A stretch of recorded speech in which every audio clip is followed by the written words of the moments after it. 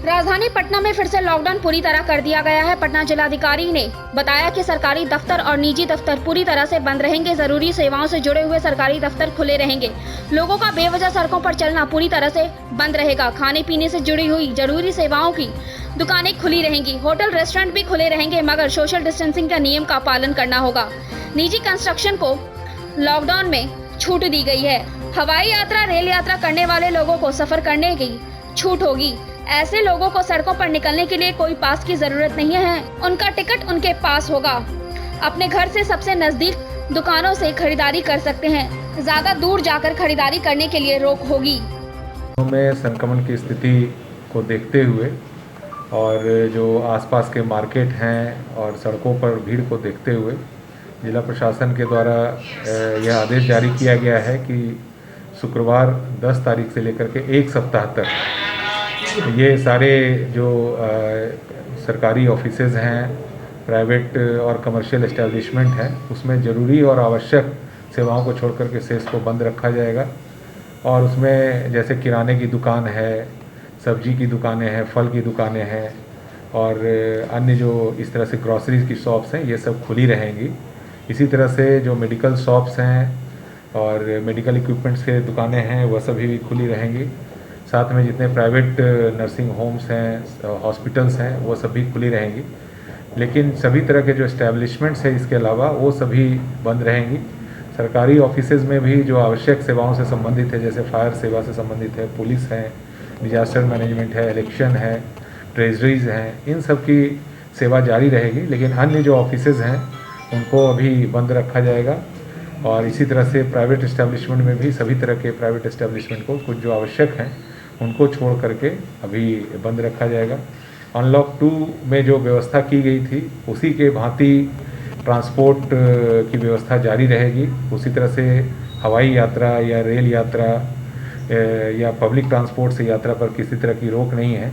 लेकिन जैसे ही ये प्राइवेट एस्टेब्लिशमेंट और सरकारी ऑफिसेज बंद की जाएंगी तो काफ़ी सारे जो पैसेंजर्स हैं डेली भ्रमण करते हैं उसमें काफ़ी संख्या में गिरावट होगी और पूरी स्थिति पर जिला प्रशासन के द्वारा नज़र रखा जाएगा।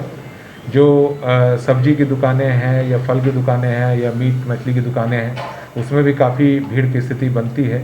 उसको देखते हुए भी उसे प्रातः 6 बजे से 10 बजे तक और संध्या में 4 बजे से 7 बजे तक ही खोले जाने का निर्देश दिया गया है। कहीं भी अनावश्यक भीड़ भाड़ नहीं करें लोग, उसके लिए भी निर्देश दिए गए हैं। और साथ ही पब्लिक प्लेसेज हों या कार्यस्थल हो, उन सभी जगहों पर लोगों को मास्क लगा के ही जाना है। और अन्यथा जिस गाड़ी से अगर किसी ऑटो से या बस से उनके लापरवाही से अगर बिना मास्क के लोग यात्रा कर रहे हैं तो ऐसी गाड़ियों को जब्त करने की भी कार्रवाई की जाएगी। अगर किसी पब्लिक प्लेस पर लोग बिना मास्क लगाए घूम रहे हैं उसके लिए सभी अनुमंडल पदाधिकारियों को, सभी प्रखंड विकास पदाधिकारियों को, शहरी क्षेत्र में सभी थानाध्यक्षों को और नगर निगम के पदाधिकारियों को इसके लिए प्राधिकृत किया गया है और 50 रुपये का फाइन भी ऐसी स्थिति में लगाया जाएगा। क्योंकि संक्रमण की जो स्थिति बन रही है उसमें बहुत ही ज़रूरी है कि इसके चेन को तोड़ा जाए।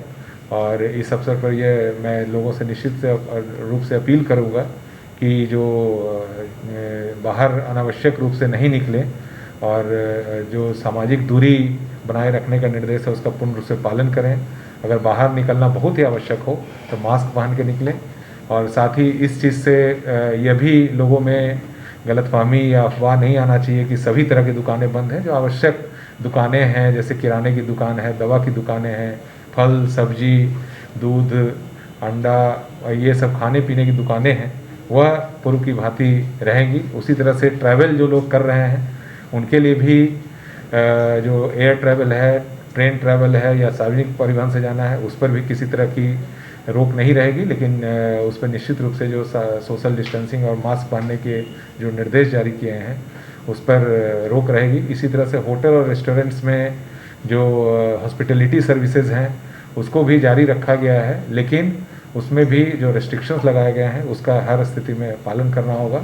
और यहाँ पटना पुलिस के द्वारा भी सभी जगहों पर वाहन चेकिंग के विशेष अभियान भी चलाए जाएंगे।